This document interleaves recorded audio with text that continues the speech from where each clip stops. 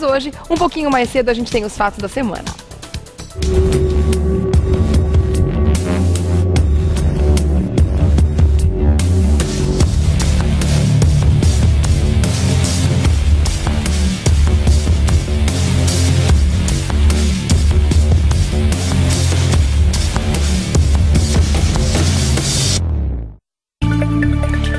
Segundo especialistas na área de segurança pública, os números de homicídios divulgados pelo governo Alckmin não refletem a realidade da cidade e do estado de São Paulo. Segundo os dados divulgados em setembro deste ano pela Secretaria de Segurança Pública, o número de homicídios diminuiu no mês de agosto, atingindo seu menor nível desde 2001, ano em que os dados começaram a ser divulgados pelo governo estadual. Como nos meses anteriores, as estatísticas de criminalidade foram desmembradas e apresentadas à população gradualmente. Para os especialistas da área de segurança pública, essa seria uma tentativa do governo do estado de fazer uma espécie de marketing político, para assim melhorar a sua imagem.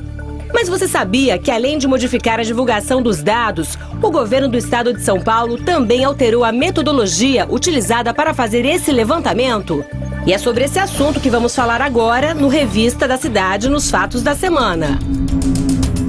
Doutor Eduardo Leite já está com a gente. Tudo bom, meu querido? Bom dia. Como é que você está? Tudo ótimo. Tranquilo. Então tá bom. Vamos falar sobre esses números aí que tá dando o que falar, né? Os números estão dando o que falar. Apesar do governo não assumir que isso é uma manobra para mostrar que os números estão melhores, eles estão sendo acusados, inclusive, por especialistas em segurança pública, de que não deixa de ser uma maquiagem isso que está acontecendo, né, doutor? Olha, eu diria que eu não chamo isso de maquiagem, eu chamo isso de fraude mesmo. Ou seja, você vender uma coisa que de fato não é, para mim só tem um nome, só tem uma denominação, é fraude isso. Né? Ou seja, é transformar vidas humanas em marketing político. Essa é a verdade. Eles têm que entender, o secretário de Segurança sobretudo, que tem pretensões políticas para o próximo ano, inclusive, de ser prefeito, até anunciado na própria matéria, esse não é o caminho certo. Ou seja, se quer ser prefeito da maior cidade da América Latina, e a maior cidade não pode maquiar estatística, ou seja, enganar o povo, porque se está fazendo isso aqui, eu fico imaginando lá.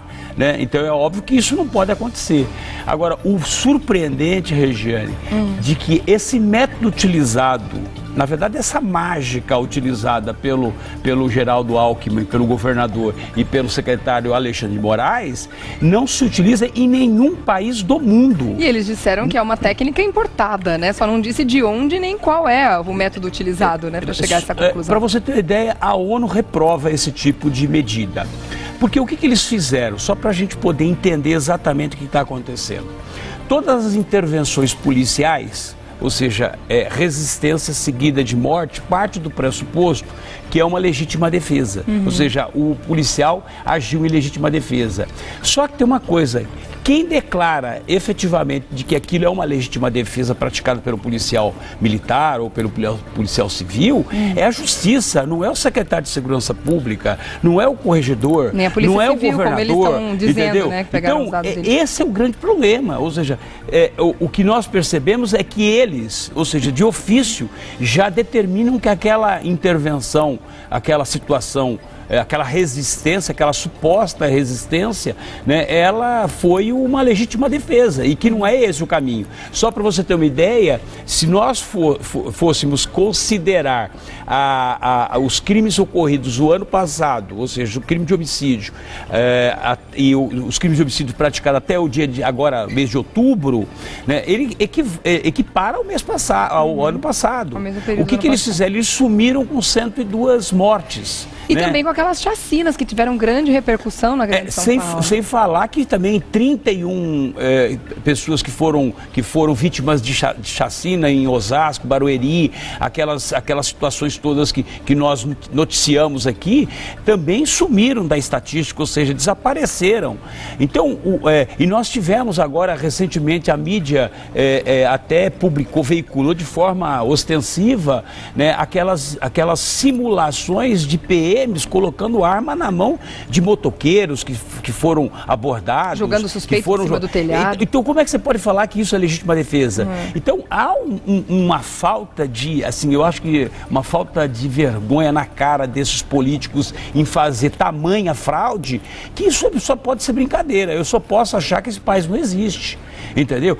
Olha, um dado importante. Os Estados Unidos, ou seja, são 50 estados, têm praticamente o dobro que nós temos no Brasil. Eles utilizam o mesmo método para poder aferir a questão de estatísticas de crime de homicídio desde 1930. Ou seja, desde 1930, o mesmo método utilizado. Aqui, a cada semana, vem um método diferente. Então, como é que você pode acreditar em qualquer estatística que o governo publique? E não adianta o governador vir e falar assim, não, é o único estado que divulga mensalmente a estatística. Sim, mas então é melhor não divulgar. Uma mentira, não adianta nada. Se você, na verdade, está mentindo para o povo, é melhor não divulgar nada. Né? Ou seja, deixa passar, seja omisso, pelo menos. Pelo menos é melhor ser omisso do que ser fraudador, né? Ou seja, do que ser fraudador, ser estelionatário, porque isso é um estelionato político que se pratica, né? E que a gente está tão acostumado, e as pessoas estão tão acostumadas, que ninguém mais dá conta de que isso é muito grave, né? De que aquela sensação de segurança que todo cidadão deveria ter, gostaria de ter. Tem, e que gostaria de ter e não tem. Então, o crime não está reduzindo coisíssima nenhuma. O que estão se fazendo é um método completamente louco, né, que inventaram aqui em São Paulo, não tem em nenhum outro lugar do mundo, do planeta. Então, é óbvio que isso cria estranho, né, doutor? Na verdade, você cria uma areia movediça, ou seja, cada vez que a gente se movimenta, parece que nós estamos afundando cada vez mais. Agora, falando a questão do marketing político e a credibilidade das informações divulgadas, a impressão que dá é que o governo do estado está tendo que vir a público se explicar com uma frequência muito grande nos últimos tempos, né?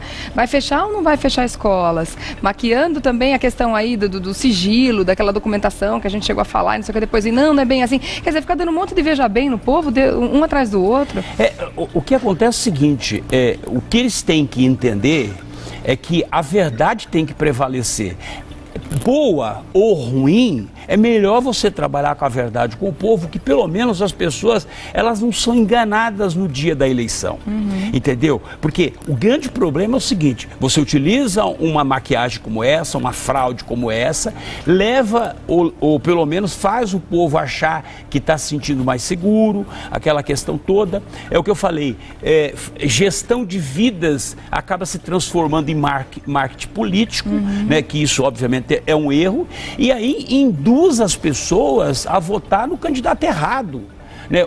Eu já falei, o brasileiro não sabe votar.